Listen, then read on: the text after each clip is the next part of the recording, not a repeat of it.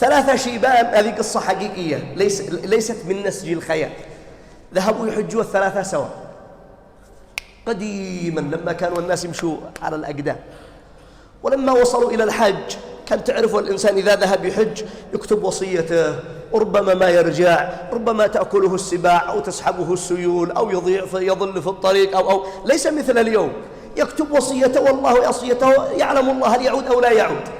فكتبوا وصيتهم ومشوا، وكانوا رفقا لا يفترقون. وفي جوار البيت آخر شيء طواف الوداع، طافوا طواف الوداع ثم سيغادرون البيت. قال هذا الثالث بينهم الذي ما قري ولا شيء، قالوا لا تفك لي يدي يا فلان عتضيع. قال اصبر اشتي خابره كلمتين وحدنا، كلمه كلمتين وحدنا. من يقصد يكلم من؟ الله.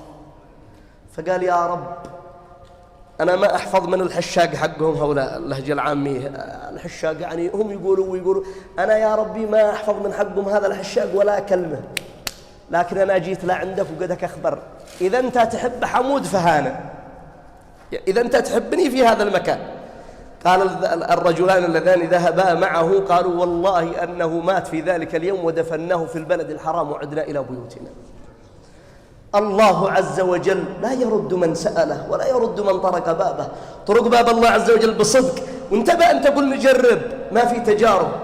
أطب مطعمك ومأكلك تكن مجاب الدعوة، ألح على الله عز وجل بالدعاء، أكثر بالدعاء والمسألة والتضرع بين يدي الله عز وجل، ولن يرد الله عز وجل سائلا.